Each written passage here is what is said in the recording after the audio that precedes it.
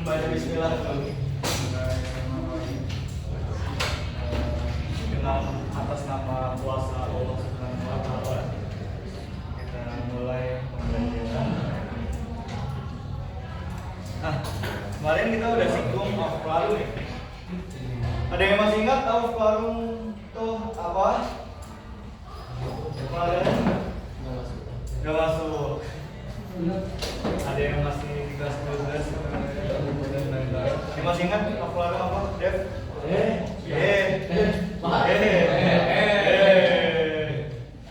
Ojek Pak. Ojek.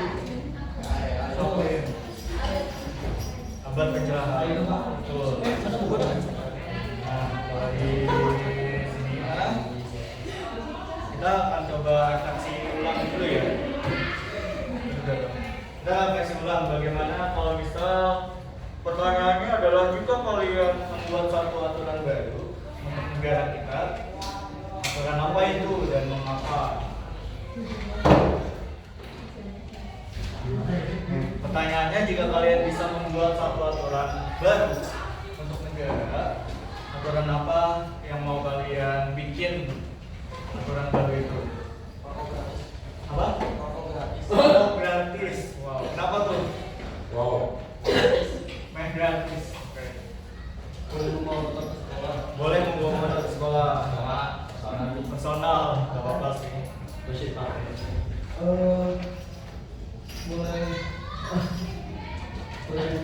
Boleh main game di sekolah. Tapi itu mah tergantung gurunya nggak sih? Kalau gurunya ngebebasin, sok aja kan. Tapi ya memang kalau dalam aturan negara biasanya memang setiap hari nggak bisa gitu. Ya, dan jawabannya beraneka ragam ya. Dan kenapa ini perlu? Karena ketika membahas Aufklärung itu adalah bagaimana aturan di negara itu apa ya, diatur lagi sama kita manusia. Kita selalu menyadari bahwa ada nih kita bisa mikir sendiri, baik bisa, dan akhirnya negara diambil alih oleh masyarakat luas lagi, bukan oleh pemimpin agama ataupun bukan hanya sebagai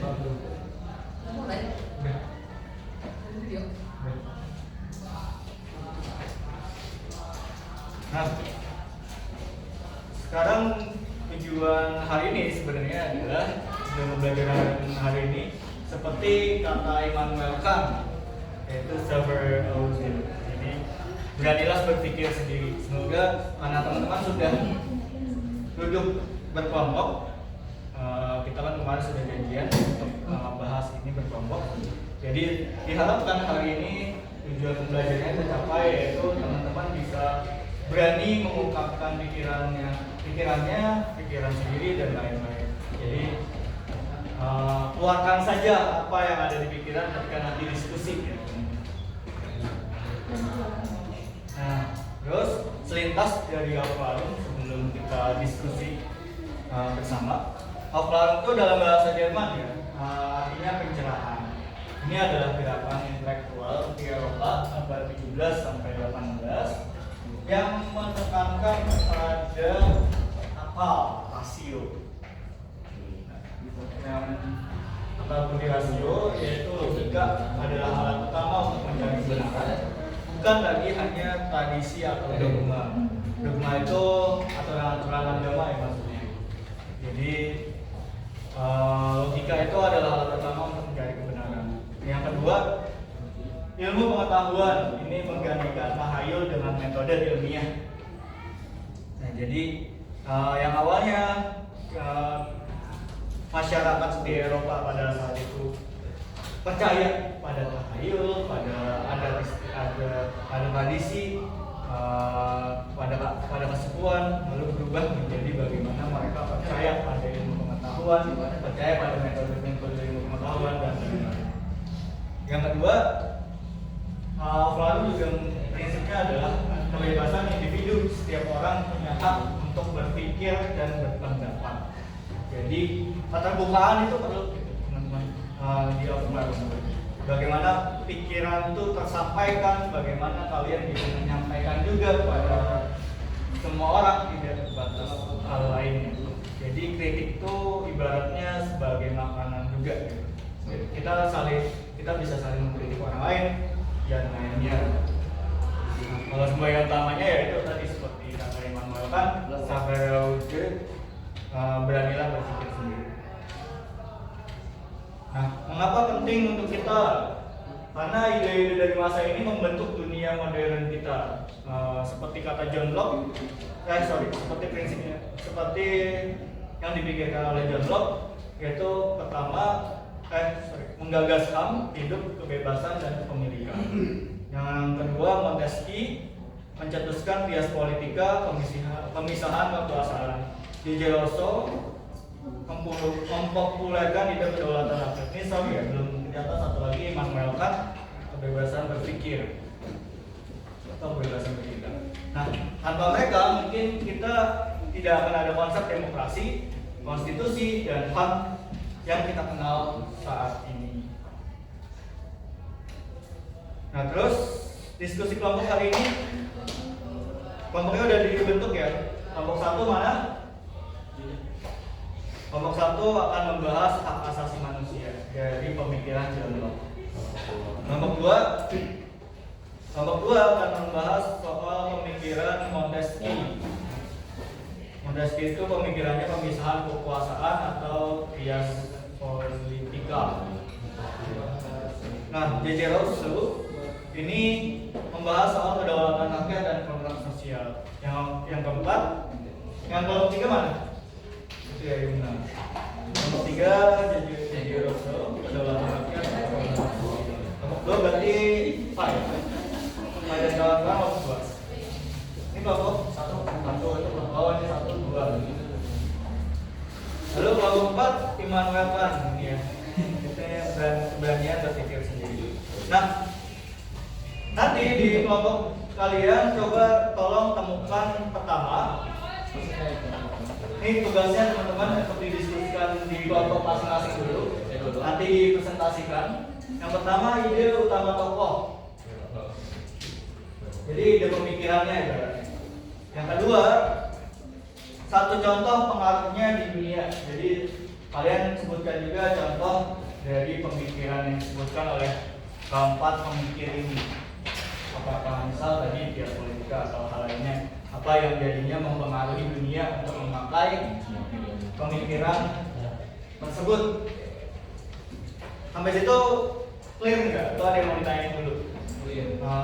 Temukan tugasnya. Clear ya? Oke. Terus proses untuk diskusinya pertama, setiap kelompok meriset topik selama 20 menit. Jadi kita atau kalian kasih waktunya 20 menit. Jadi ini jam 7.43. Kita mulai diskusi antar kelompok atau kelompok saling menyampaikan gagasannya itu di jam 8:05. Jadi nanti jam 8:05 teman-teman mulai mendiskusikan, mulai mempresentasikan hasil diskusi di tiap-tiap kelompok. Paham sampai situ? Paham ya?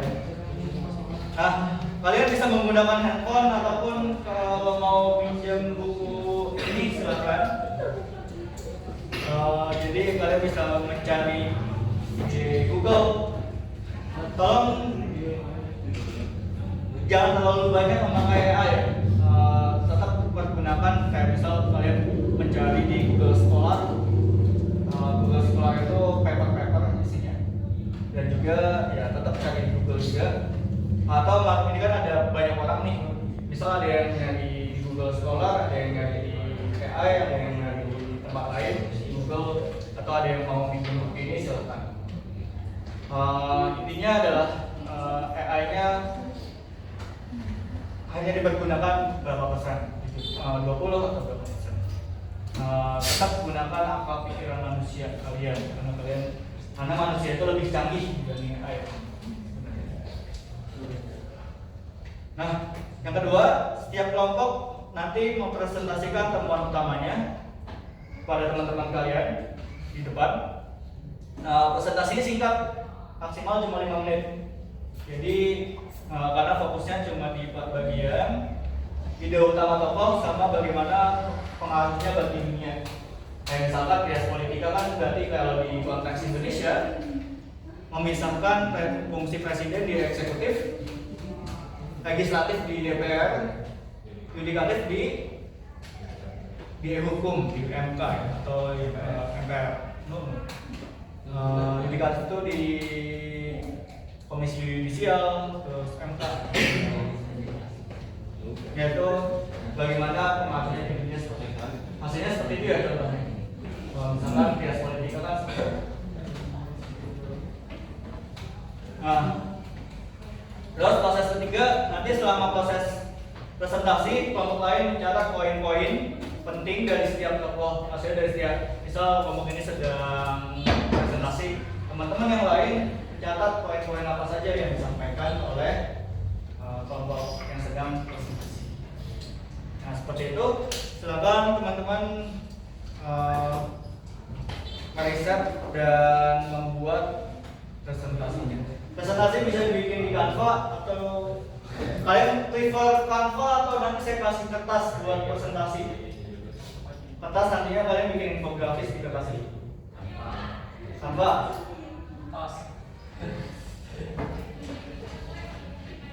Teman-teman ada yang teman-teman prefer Canva atau kertas? Canva. Oke. Kalau Canva berarti nanti di jam 8 teman-teman sudah kirim linknya ke WA saya. Bisa? Oke, silakan. Oh, karena udah jam 7.46, berarti kita mulai presentasi masing-masing kelompok jam 8 lewat 10 menit. Atau jam 8 lewat 15. Jam 8 lewat 15. Silakan presentasi.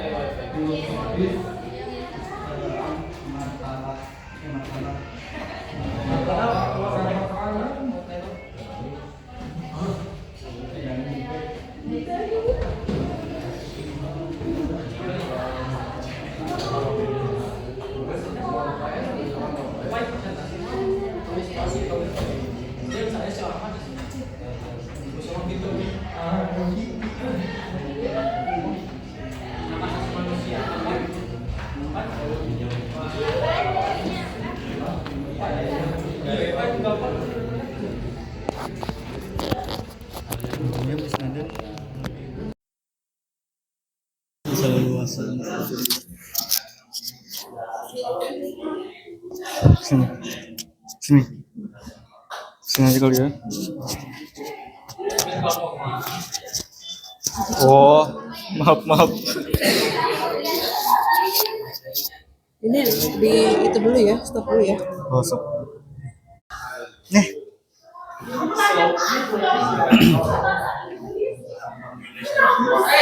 Bawa kursinya. Yang kotak.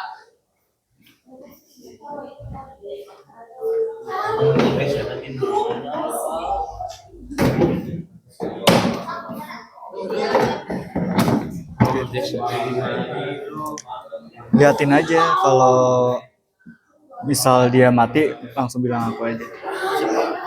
Kamu bisa bawa HP atau apa sambil main HP.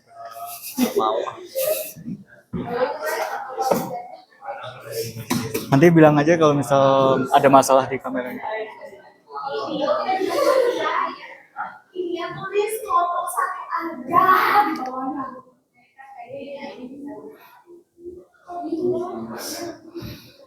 Nanti teman-teman ketika presentasi bisa sambil tunjukin skill storytelling ya. Misalkan tidak kaku gitu. Tidak kaku ya presentasinya. Jadi kalian bisa nunjukin skill storytelling kalian kalau misal punya.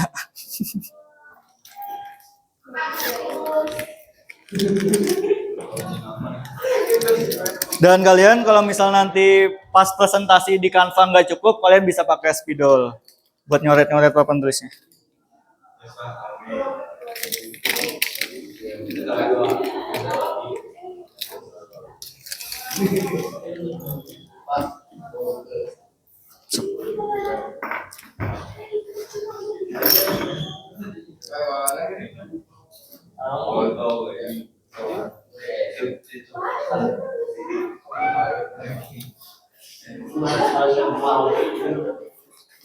Sambil absen karena tadi kita belum absen.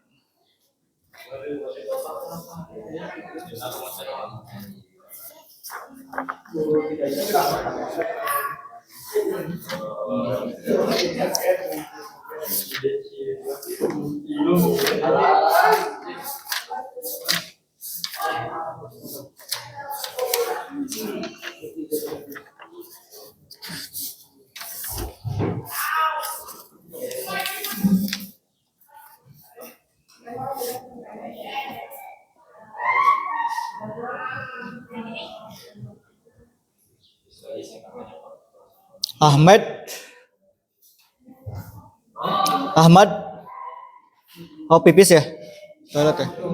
Aska Hasya, Cila, Deva, Farel, Guran, Hasan,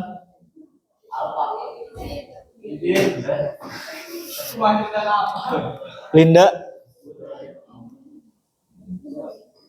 Agung,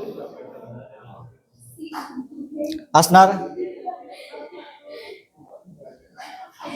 Bintang,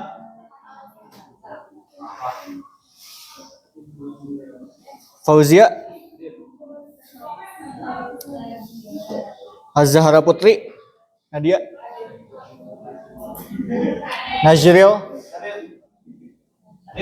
Rafaela Dinata, belum. Rahma Anissa, Raka Aditya,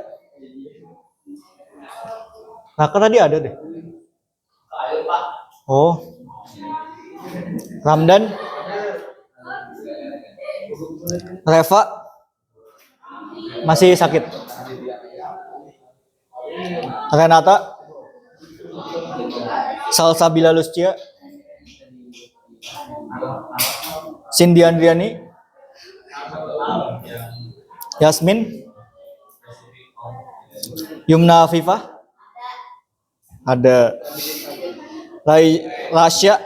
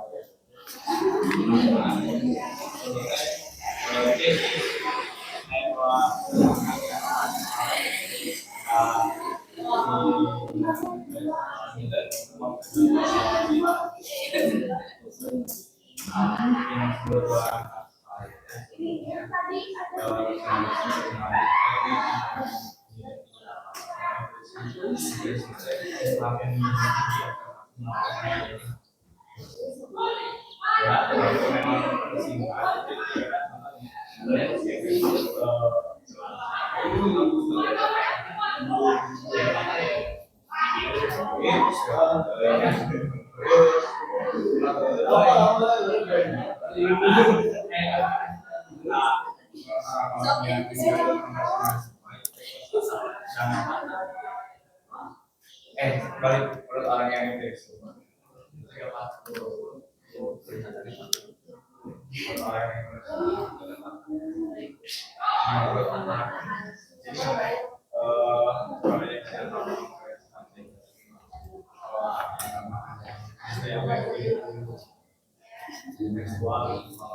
Kerja, Frel. Kerja. Ini bantuin. Frel. Frel. Sini bantuin. Kenapa di situ?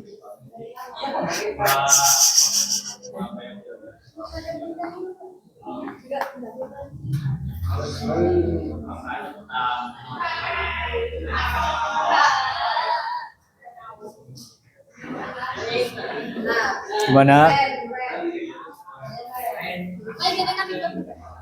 Boleh. Ah, Nah ini tuh harus ada penjelasannya dulu. biografinya dulu. Oh, Ah,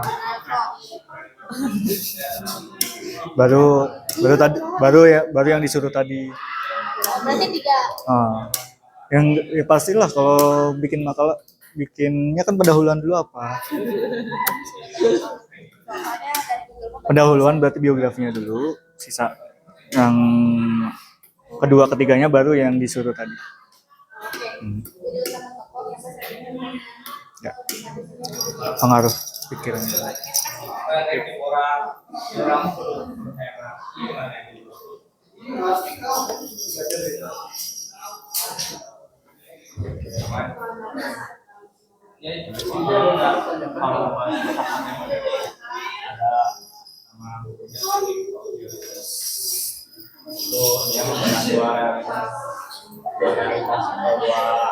Dua ruang dan waktu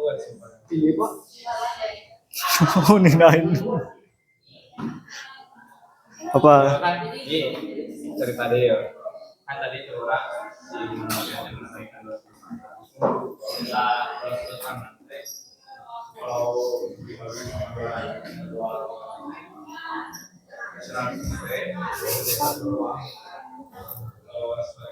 Bapak gini.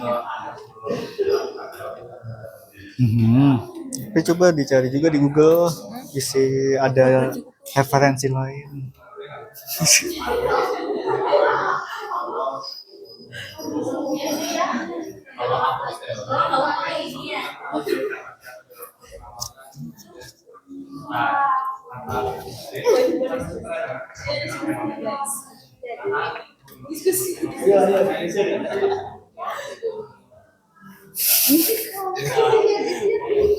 Astagfirullah.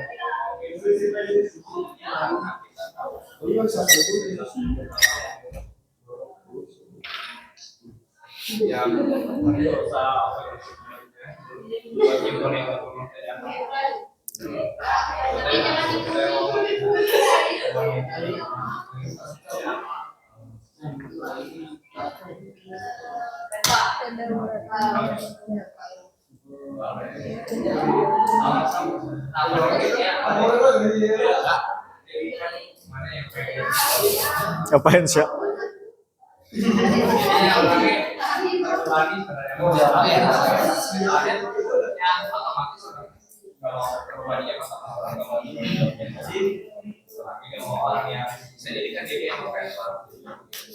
harus serius.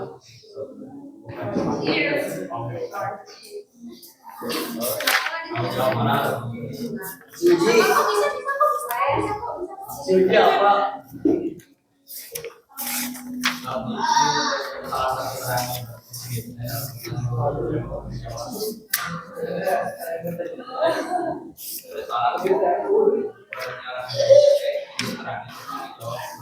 Mukul lah.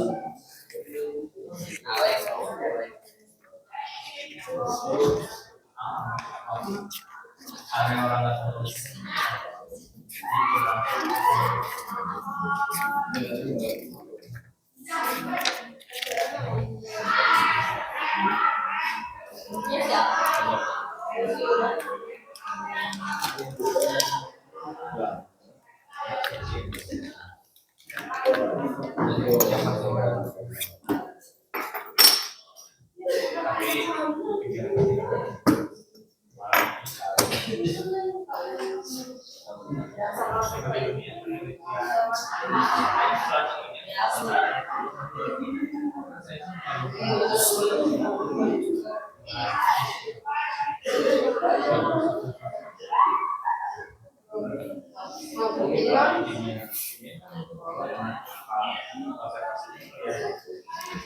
Udah jam 8:02 ya, teman-teman. Jam 8:05, semoga sudah ada yang mengirimkan PPT-nya ke WA saya. Jam 8:05.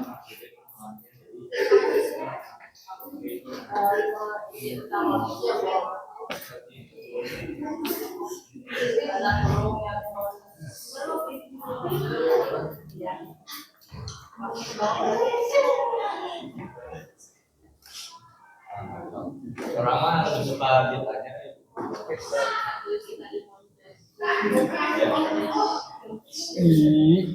Pak, aduh.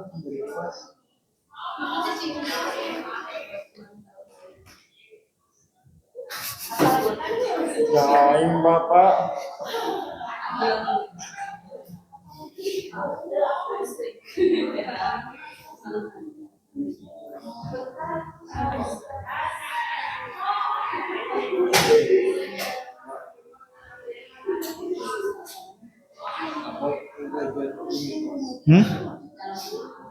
Apa, Bang? Bapak mah Hah? mau ngomong dulu, belum ngomong. Iya, ngomong aja. Apa? Ya, ini bunga. Aha. Jihan. Nggak buat Linda aja. Nih? Oh, Linda sama Uji. Enggak, Pak. Aku udah punya, Pak.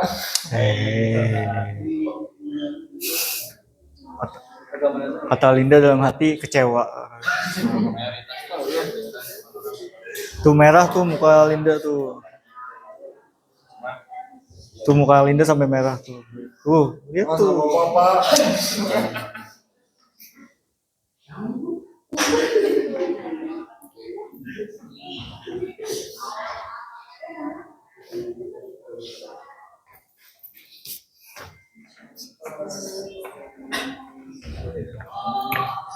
Yang presentasi itu Satu aja. Dengan presentasi itu. antara dua ini. Nah, ini mah.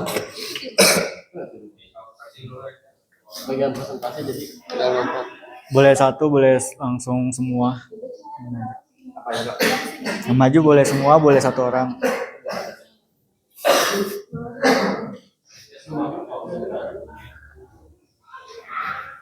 Astagfirullah. Pak. Ini lagi nyari tadi teh. Nyari naon dia. Apa biasa, Pak? Dia aman. Apa biasa? Tulis, politik.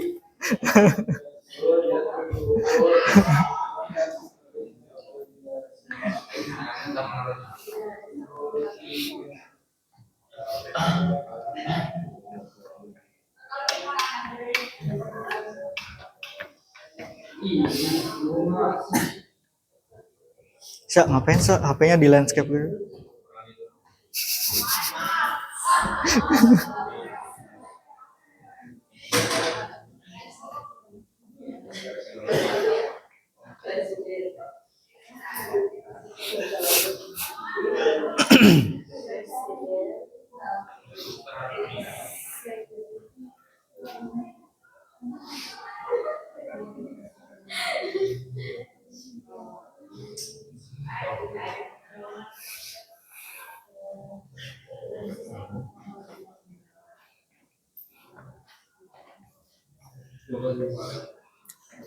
Oke, kalau misal ada yang udah selesai bikin PPT, silakan kirimkan ke WA link Canva-nya atau di PDF-in boleh atau link Canva-nya aja juga boleh. Boleh, boleh.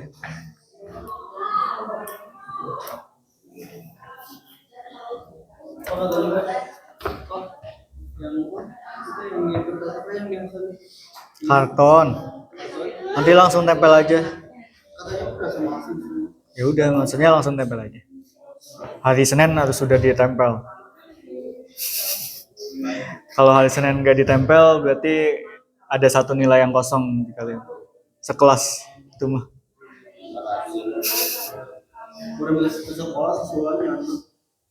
Karena itu kan tugas sekelas. Melatih kekompakan kelas. Oke. Siap, siap. Kita jam 8.15 mulai diskusi ya, teman-teman.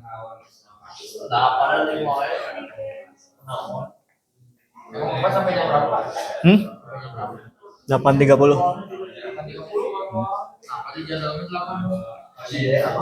Soalnya Miss Nenden lagi ada keperluan. Lagi ada keperluan. Ya kan diisi sama saya. Makanya nggak bisa begitu.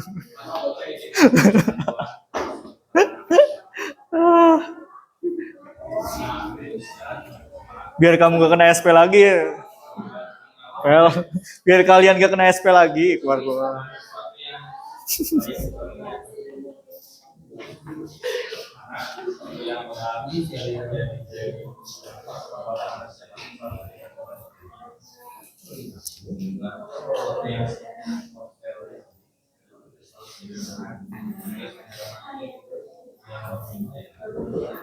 So,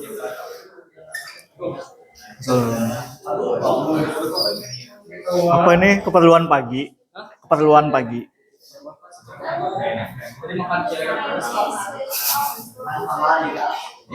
Kan kemarin tuh pas.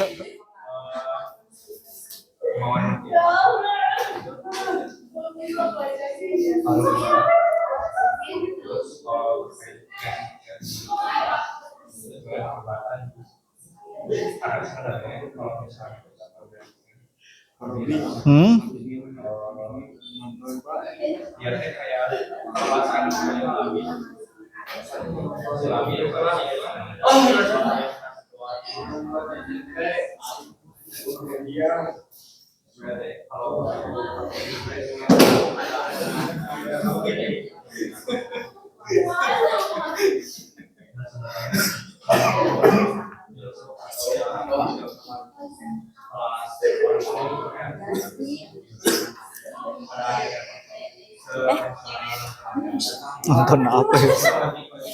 Oh, alah.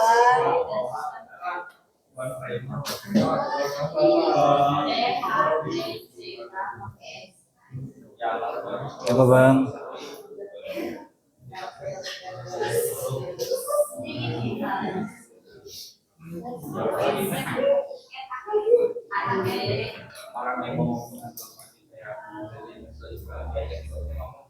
Atau siapa yang bisa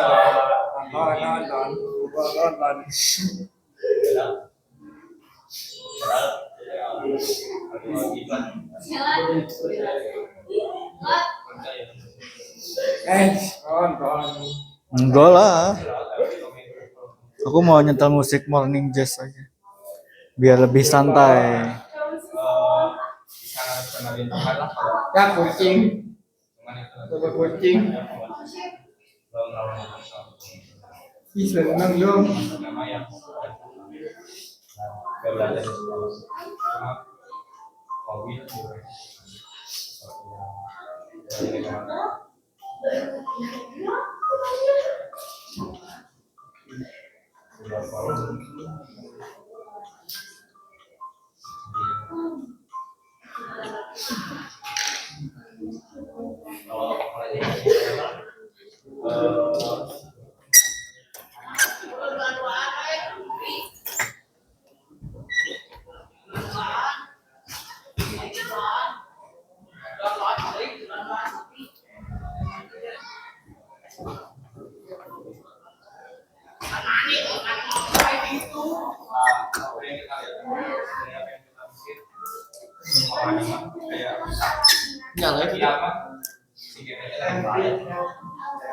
kalau menurut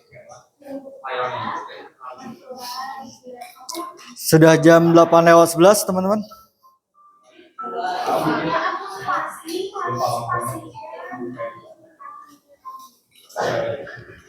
fenomenanya sih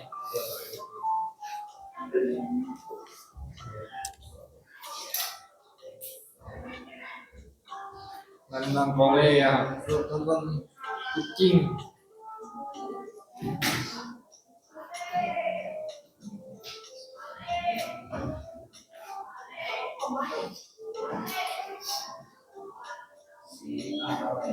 Pak, nonton ini Pak, nggak nonton Korea. Biarin lah. Masih pagi bang.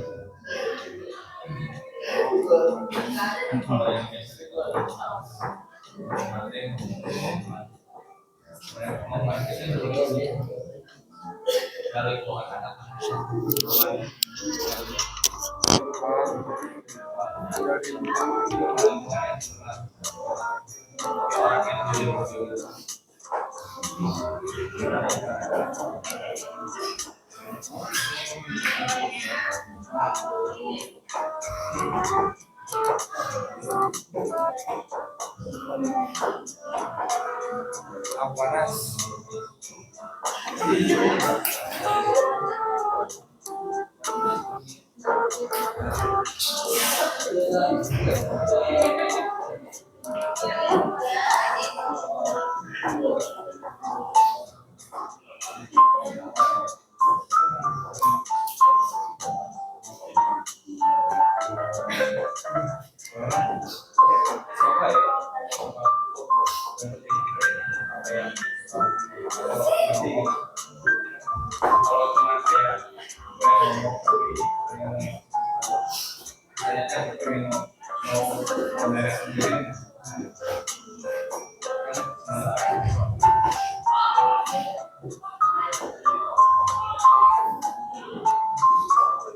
Ada yang pink.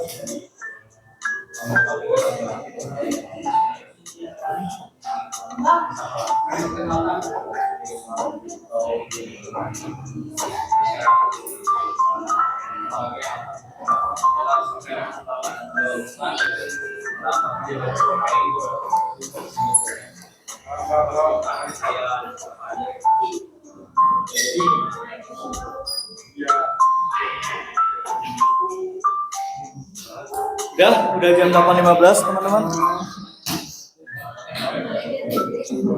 Silakan mengirimkan PPT-nya yang sudah.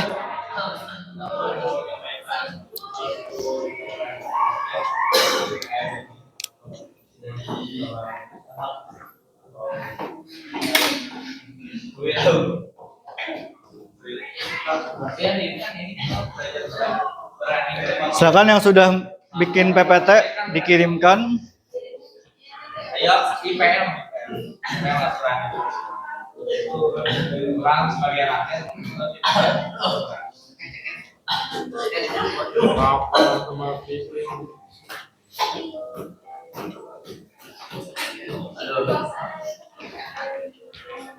Ini kan dapat. Nah, dikirimin ke mana? WA. Aku bisa salah, Pak. WA saya. Bisa salah, Pak. Ini bagikan Ah, kan. ah. Kacau ada. Menyampaikan Gini apa nih? Abang, tong. Ini parah, parah. 089 8, 9, 689 6, 8, 9, 78 8, 34 16.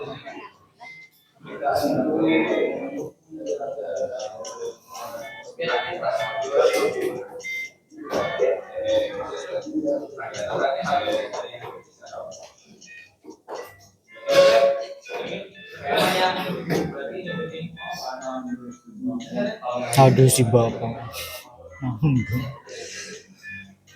Mereka mau jadi rakyat. Tidak, Pak.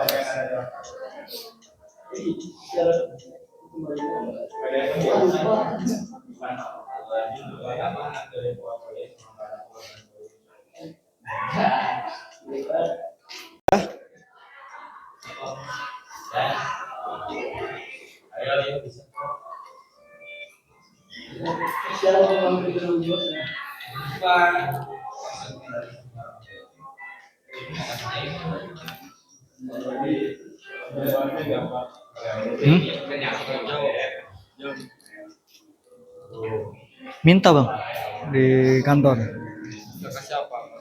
ke Pak Igun. Kita jam 8.20 memulai presentasi ya. Yang belum ngumpulin silakan dikumpulin cepat-cepat. Tinggal 3 kelompok lagi yang belum ngumpulin. 2 kelompok lagi yang belum ngumpulin.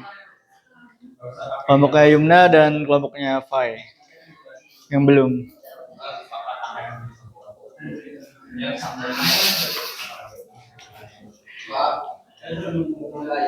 Sok.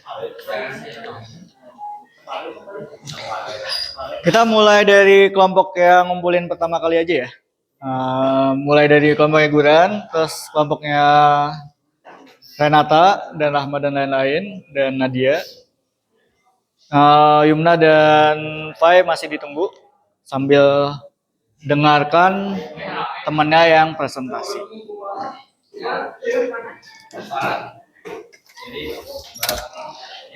Silakan kelompoknya Guran maju duluan. Saya akan bertindak sebagai moderator dari kelompoknya Immanuel Khan.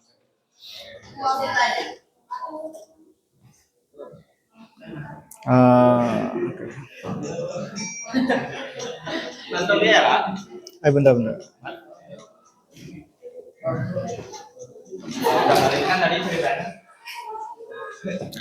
Oke, teman-teman. kelompoknya Renata, Fai, Yumna, perhatikan kalau yang belum ngumpulin bisa lah bisa sambil ngerjain. Kelompoknya Guren, kelompok 4 akan menjelaskan kepada teman-teman, kepada kita semua hasil proses mencari pemikiran Immanuel Kant. Ini ada yang keduplikat, jadi Oh. itu cuma 1, 2, 3. Sok. Oke. Aman. Silakan. Siapa yang ngebuka? Saya ngebuka aja ya. Assalamualaikum warahmatullahi wabarakatuh. Kelompok 4 akan menjelaskan soal pemikiran dari Immanuel Kant. Silakan teman-teman tampilkan yang terbaik aja. Assalamualaikum semuanya. Perkenalkan kami dari kelompok Immanuel Kant kelompok 4. Oh, sorry, saya ya. Lupa. Sok. Ya, kelompok kami dibaca aja. Atau lagi jaga ya? Lagi jaga. Ya, sama Dewa, Met, Oji, sama Linda. Langsung saja ke ceritanya. Sebenarnya ini ada satu teori ya, kalau kalian mau baca teorinya di sini kalian langsung. Ada waktu yang sedikit supaya efektif juga, sedikit cerita aja tentang Immanuel Kant. Immanuel Kant seperti yang udah dijelasin oleh Pak Oji adalah filosof Jerman. Dia itu adalah orang yang bijak karena ia mendamaikan dua sudut pandang yang keras kepala. Dua sudut pandang yang keras kepala di sini itu maksudnya pemahaman rasionalisme sama empirisme. Nah, dua pemahaman ini waktu itu adalah dua kubu yang cukup besar di filsafat Jerman. Didamaikan oleh Immanuel Kant melalui pandangan yang baru namanya kritisisme. Kritisisme itu mencoba mendamaikan pemahaman empirisme dan rasionalisme. By the way, empirisme itu pemahaman yang menjunjung tinggi observasi menggunakan kaca indera. Sedangkan rasionalisme seperti yang sudah banyak kita pelajari di pelajaran sejarah, artinya pemahaman yang menjunjung tinggi penggunaan akal dalam pembahasan apapun itu. Nah, ngomong tentang Immanuel Kant, selain dia mendamaikan dua sudut pandang yang keras kepala, dia juga menciptakan satu buku yang cukup berkontribusi besar terhadap filsafat Jerman, yaitu Critique of Theorism. Yaitu adalah bentuk konkret dari teori besarnya tentang nomena dan fenomena. Membedah dua realitas ini dikutipnya dari buku Bertrand Russell, Sejarah Filsafat Barat. Bukan langsung dari buku Immanuel Kant. Boleh langsung. Ini dulu. Nah ini ya, tuh Kant menengahi perdebatan panjang antara rasional itu ya, tokohnya ada René Descartes sama David Hume, John Locke sama Leibniz. Ini Kant rasionalisme Descartes sama Leibniz, yang menekankan akal mah John Locke sama David Hume. Kan di sebelumnya kita pernah ngebahas ya, kalau Renaissance itu salah satu tokohnya ada Nicholas Copernicus yang memindahkan orbit tata surya dari bumi ke matahari. Nah, Immanuel Kant juga melakukan suatu revolusi besar dalam filsafat, yaitu revolusi memindahkan pengalaman empiris dan menunjukkan bahwa pengetahuan lahir dari sintesis antara pengalaman dan kategori bawaan atau akal.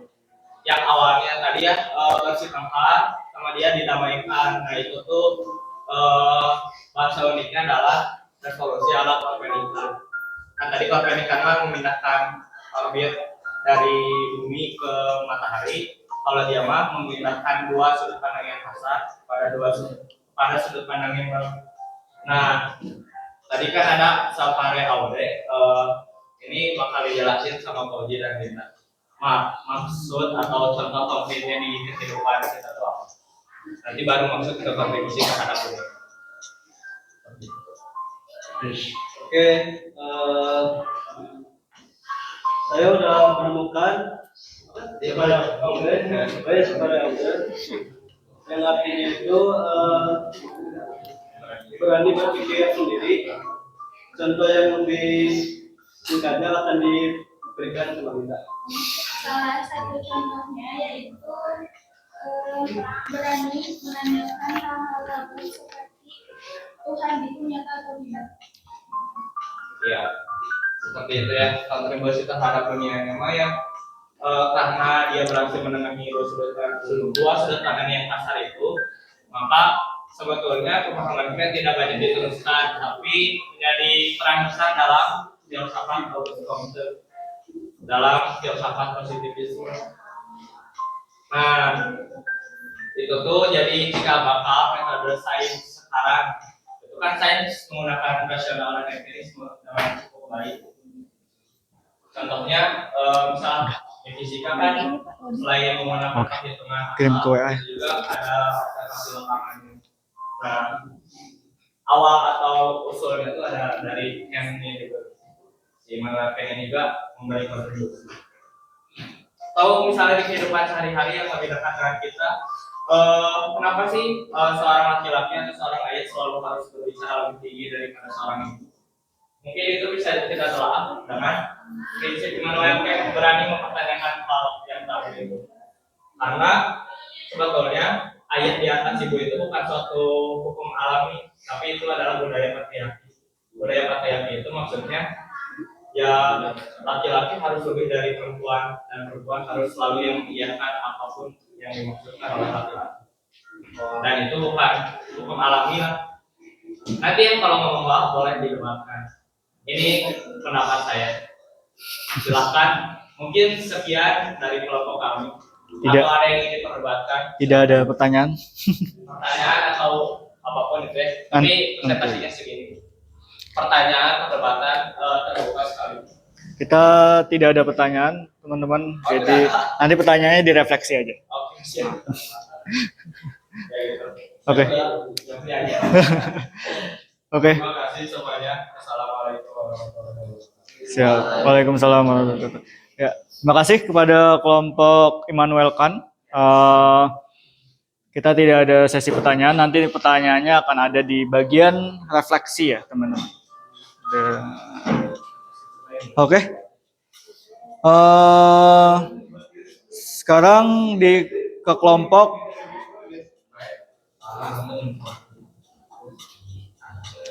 Montesquieu, silahkan. Renata dan teman-teman dan kawan-kawan.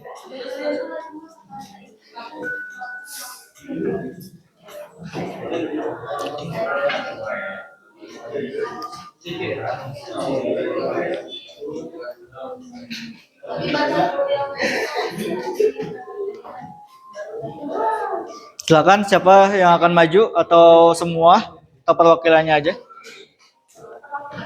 Oke. Oke, ini beralih ke proyek Montesquieu yang akan disampaikan oleh kelompok 2. Dan hati-hati file kabel. Terus yang akan menyampaikan ada file, ada Agung dan juga ada Ramdan. Silakan menyampaikan Montesquieu. Dia kesinian El, file. Jangan nutupin. Nah. Assalamualaikum warahmatullahi wabarakatuh. Waalaikumsalam warahmatullahi wabarakatuh. Kenapa kami dari kelompok 2 akan mempresentasikan proyek Montesquieu.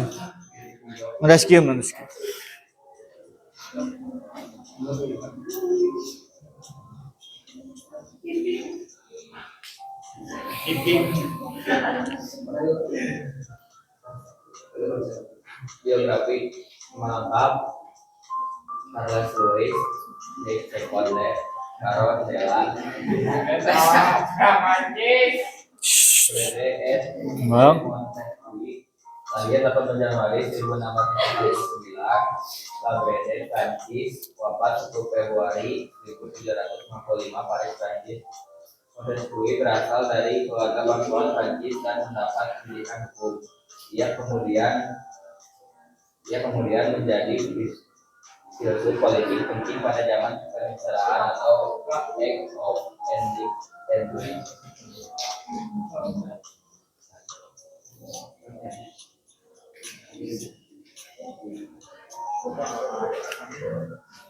Tiga utama tokoh. Montesquieu menekankan pentingnya pemisahan kekuasaan atau legislatif, eksekutif, yudikatif supaya kekuasaan tidak menumpuk pada satu pihak dan mencegah terjadinya penyalahgunaan wewenang. Dengan sistem ini, tidak ada satu lembaga pun yang bisa berkuasa.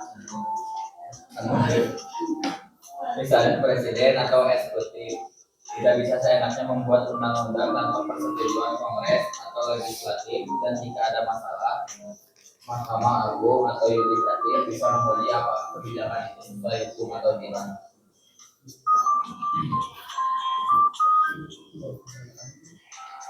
Satu contoh pengaruhnya di dunia, pemikiran Montesquieu sangat berpengaruh pada konstitusi Amerika Serikat. Pada pendiri AS mengadopsi ide pemisahan kekuasaan dan sistem check and balance. untuk menjaga demokrasi dan kebebasan beragama. Model ini kemudian banyak ditiru negara lain, termasuk Indonesia, meskipun penerapannya berbeda-beda.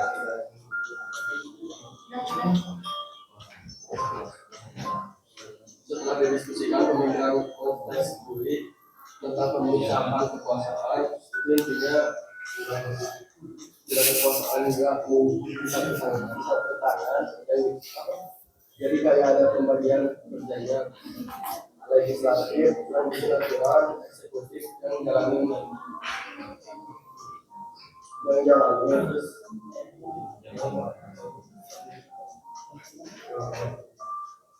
kamu yudikatif yang ngadilin kalau ada masalah, kalau semua dipegang seseorang atau satu kelompok, gampang banget jadi sewenang-wenang.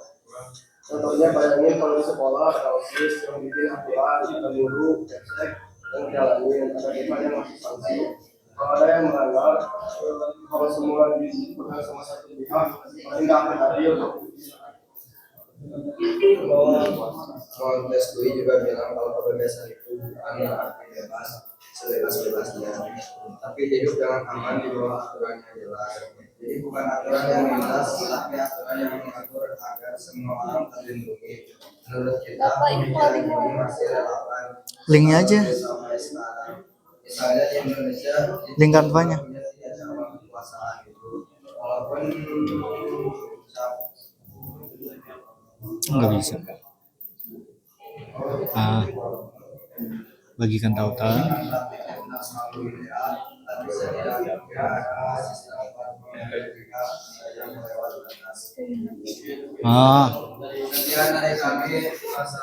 Gitu yuk.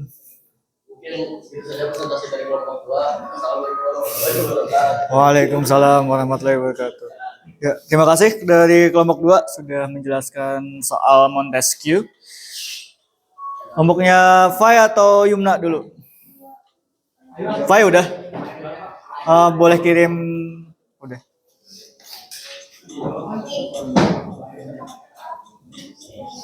Mana Fai? Oh yang ini ya? Sorry.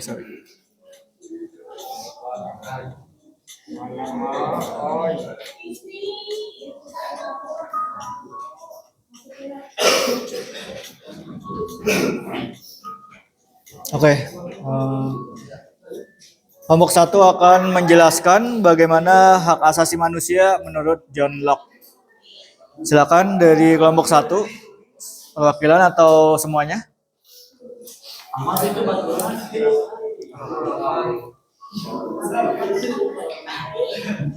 Hati-hati kabel. Silakan. Kelompok 1 akan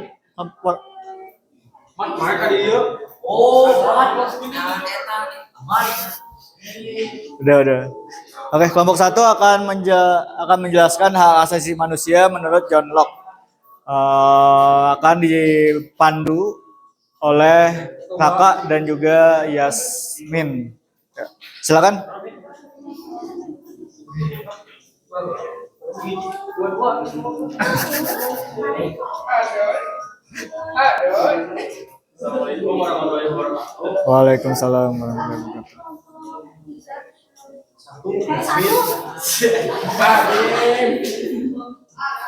Untuk satu mensukseskan hak asasi manusia. Ya.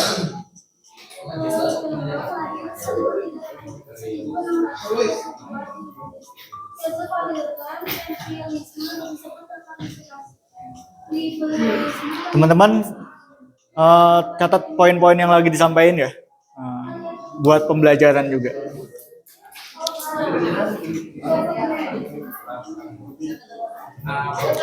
Yasmin katanya suaranya yang lantang.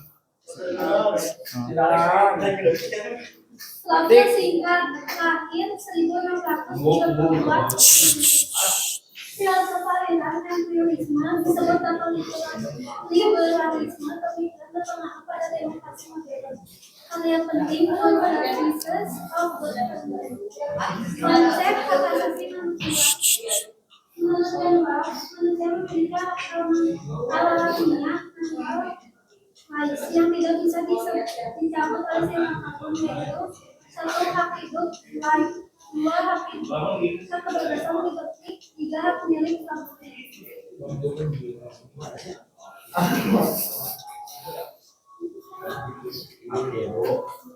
Jadi pemikiran orang kedua mah Bang, hak asasi manusia bersifat alamiah. Ada sifat lahir. Tugas utama pemerintah melindungi hak tersebut. Jika pemerintah melanggarnya,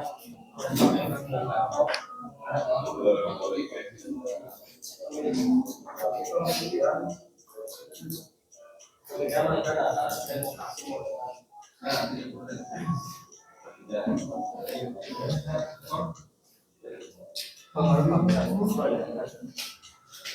Pengaruh pemerintah berarti hadirnya demokrasi konstitusional. Itu bahasa Inggrisnya.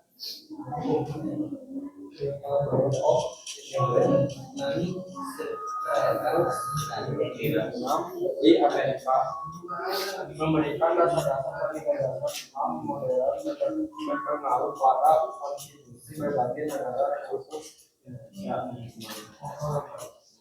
Udah, silakan tutup dulu.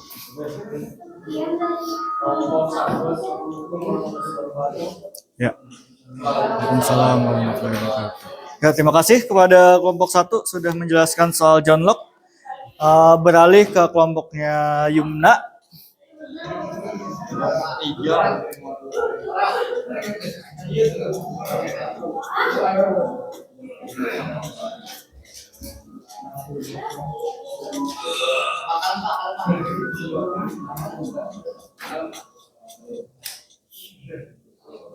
Yum, request akses disetujui ya?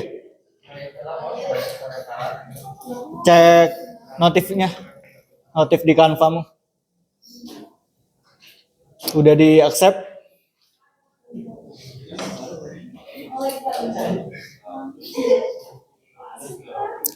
Gak apa-apa, santai-santai.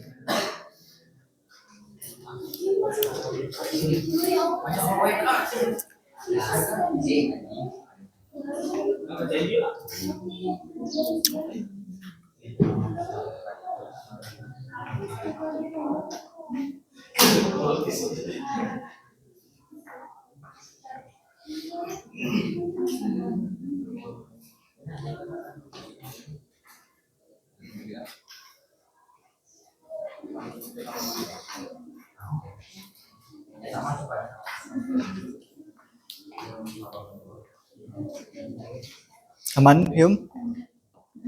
Sin? Udah?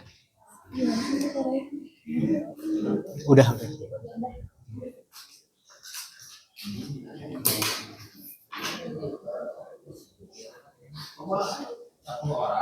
Udah, Yum? Silakan dari kelompoknya Yumna dan kawan-kawan akan menampilkan JJ Rosu. Silahkan. Siapa yang akan maju, perwakilan atau semuanya? Semua. Silakan.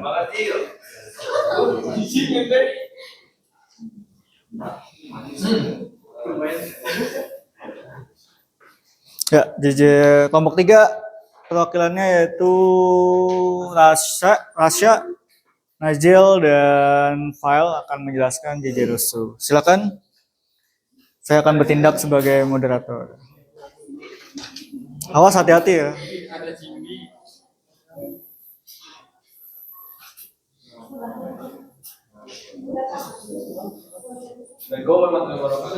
Waalaikumsalam warahmatullahi wabarakatuh. Saya akan menjelaskan tentang JJ Rosu.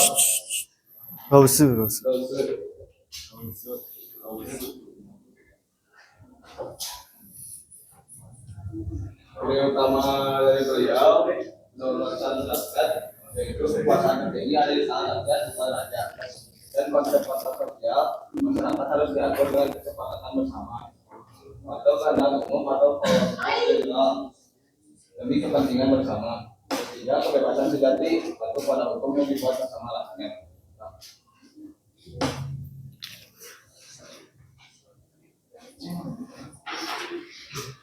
Contoh pengaruh di dunia revolusi Prancis, gagasan Rousseau tentang kebebasan dan kesetaraan menginspirasi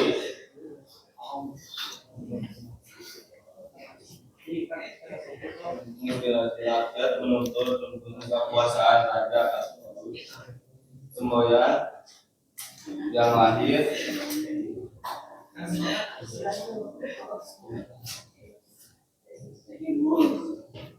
kebebasan, kesetaraan, dan persaudaraan sampai sekarang akhirnya dipakai dalam demokrasi modern. Misalnya rakyat ikut memilih pemimpin melalui pemilu.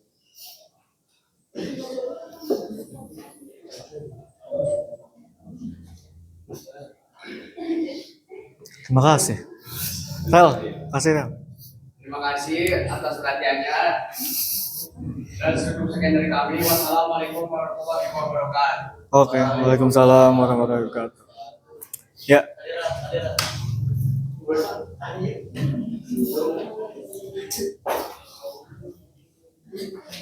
Ya, terima kasih kepada semua kelompok sudah menampilkan PPT dan proses diskusinya. Tepuk tangan untuk semua kelompok, teman-teman. Nah, sekarang kita refleksinya adalah bagaimana tadi semua kelompok sudah menjelaskan ya, bagaimana pemikiran dari Immanuel Kant, JJ Rousseau, terus juga John Locke dan Montesquieu, bagaimana pemikiran mereka sebenarnya adalah bagaimana mengkritik sistem politik pada saat itu, teman-teman. Dan juga kalau misal Immanuel Kant lebih luas lagi, masyarakat dan juga sistem politik dan pemerintahan. Nah, bagaimana tadinya kalau misal kita lihat HAM yang diinisiasi sama John Locke atau dipikirkan sama John Locke, ini HAM bersifat alamiah. Terus juga JJ Rousseau misalnya melahirkan revolusi Prancis, terus juga dan lain-lainnya. Nah, kalau misal kita refleksikan misalnya ya, yang pertanyaan nomor 1, dari semua ide tadi, mana yang paling kalian rasakan dampaknya dalam kehidupan sehari-hari di sekolah atau di Indonesia? Keempatnya atau gimana tuh teman-teman? Dari semua ide. Keempatnya ya, gimana Guran? Bisa dielaborate? Sok. Tapi kalau dari yang paling dekat dulu, mungkin dari karena mungkin saya seperti ini juga terpengaruh oleh cara berpikir atau keberanian aja. Tapi mungkin lebih kepada sistem politik sekarang walaupun ngobrol. Mungkin ya asasi manusia di Indonesia mungkin bisa lebih diperhatikan dengan manusia. Walaupun tidak diperhatikan sama sekali. Yang atau rasa ya menurut saya prinsip berani itu ya adalah eh, interpretasi dari 3 kata itu berdasar dewasa, egalite, kesetaraan, pradita dan persaudaraan. Prinsip dasarnya itu berani. Ya, betul ya apa yang tadi dibilang sama Guran, bagaimana keseharian tuh kalau misal kita refleksikan atau bercermin dari pemikiran yang sudah tadi kita sama-sama pelajari, ya misal dari Immanuel Kant kita akan melihat atau akan mencoba berani lah atau berani untuk mengutarakan pendapat. Kalau misal kan pernah ya ada pendapat orang bijak kayak sama-sama makan nasi, kita berdebat aja sekalian gitu, atau sampaikan saja kepada misal mengkritik seseorang ataupun apa, ataupun kalau misal kita nggak ungkapkan, kita nggak ucapkan, itu akan mengendap aja gitu di pikiran ataupun di hati kita gitu. Itu mungkin secara lebih mudah memahami bagaimana Immanuel Kant. Nah, terus lalu fokus dulu teman-teman. Terus yang kedua, mengapa ide tentang pemisahan kekuasaan penting untuk mencegah kesewenang-wenangan?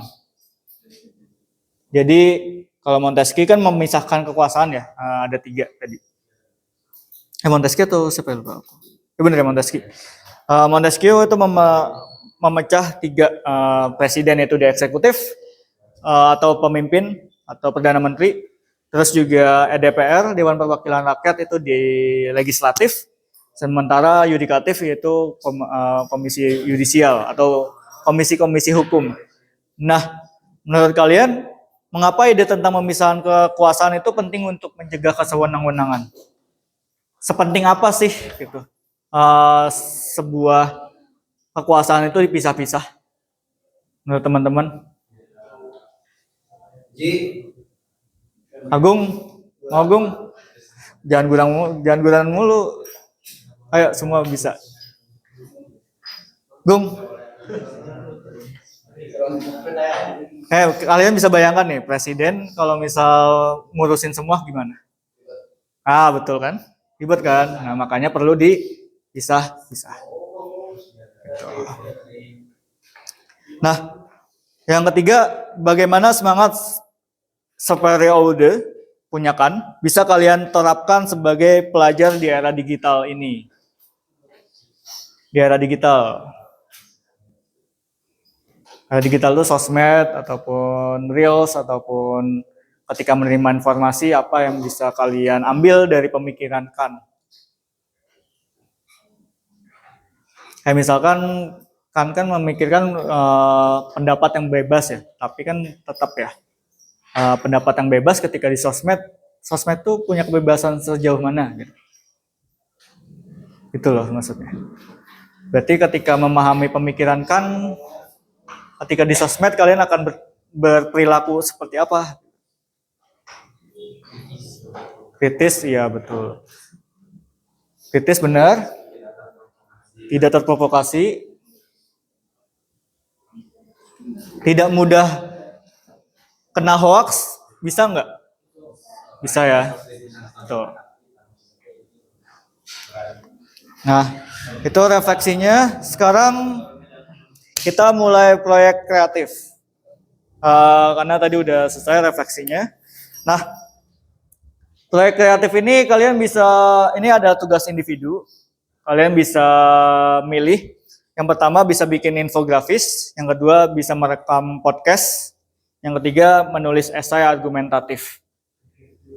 Ini pilihan ya, kalian bisa, pilihan tuh maksudnya bisa ngerjain atau bisa nggak dikerjain, tapi tetap dikerjain. Tapi pilihannya adalah kalian bisa bikin pertama infografis atau podcast atau esai. Esai itu tulisannya menulis esai argumentatif dengan tema warisan pencerahan yang paling penting bagi Gen Z. Itu temanya. Kalau podcast, kalian menjelaskan biografi pemikiran dan relevansi salah satu tokoh pencerahan. Ya seperti yang tadi kalian udah jelaskan sih sebenarnya. tinggal direkam di podcast. Tapi itu tugasnya individu, bukan kelompok. Jadi udah kembali lagi ke individu. Nah, kalau infografis ini jelasin biografi, pemikiran, dan relevansi satu tokoh pencerahan. Sebenarnya satu tokoh pencerahan, sebenarnya tokoh pencerahan tidak hanya 4 yang tadi kita bahas ya, ada banyak. Ada tadi yang sudah dibilang sama Guran, atau di kelompok yang ini, kelompok Kan, siapa saja, yang tadi kalian sebutan, Auguste Comte, terus di buku ada sih, cuma emang yang disebutin di sana juga ada. Jadi tidak terbatas kepada 4 tadi pilihannya. Jadi kalau misal kalian mau bikin infografis tuh banyak template-nya di Canva, teman-teman. Kalian bisa cek satu-satu, tinggal masukin aset grafisnya. Nah, tugasnya pengumpulannya 2 minggu. Jadi minggu pertama kalian bisa laporan, misal, Pak, minggu pertama saya mau bikin podcast, saya mau bikin infografis aja, saya mau bikin esai. Jadi minggu pertama adalah kalian melaporkan apa yang ingin kalian kerjakan dulu. Minggu kedua baru pengumpulan. Gimana teman-teman? Bisa? Sip. Berarti kalau misal 2 minggu, pengumpulannya adalah di tanggal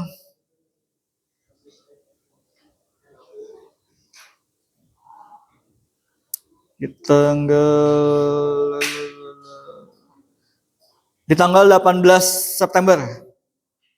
Jadi 18 September, 17 September tugas-tugasnya sudah dikumpulkan. Jadi itu tugas individu ya. Gimana? Berarti 17 September kalian mengumpulkan tugas di minggu pertama, misal di tanggal 8, 9, 10 itu kalian konsultasi atau sudah tahu apa yang ingin dikerjakan. Jadi pas tanggal 17 kalian tinggal ngumpulin apa yang sudah dikerjakan. Paham? Atau ada yang mau ditanyakan dulu? Sudah? Aman? Esai temanya warisan pencerahan yang paling penting bagi Gen Z. Itu 500 kata ya? Oke, siap. Thank you, benar-benar. Oke, kita materinya sudah selesai. Sebelum kita akhiri, ada yang mau ngasih reaksi untuk hari ini? Ada misal, materi hari ini sangat bermanfaat bagi saya ataupun apa gitu.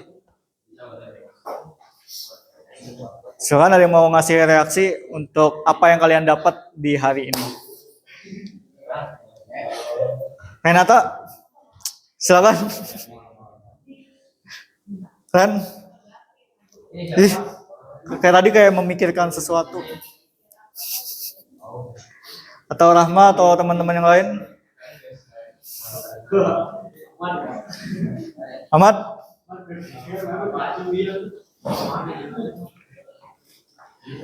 Yumna, mau ngasih pendapat soal materi hari ini? Enggak?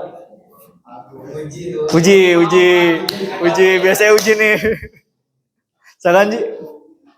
Sebagai ketua yang baik.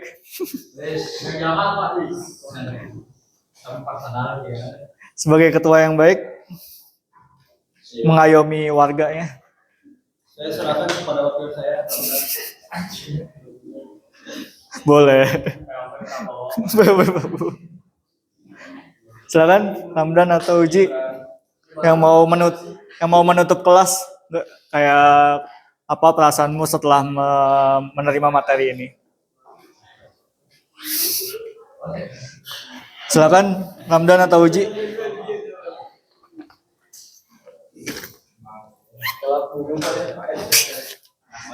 Bingung berarti mikir sih sebenarnya.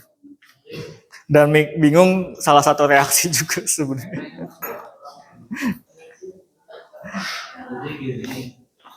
Weh. Deva, mau Dev?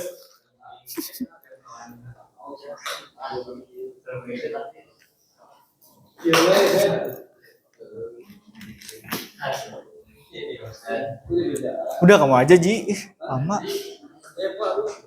Iya Pak. Linda. Silakan Lin. Silakan Lin. dampak-dampak dari limpahan luar termasuk Indonesia. Oke, terima kasih Linda sudah mewakili temannya dan sudah mewakili perasaannya hari ini. Dan terima kasih teman-teman, semoga hari ini bermanfaat.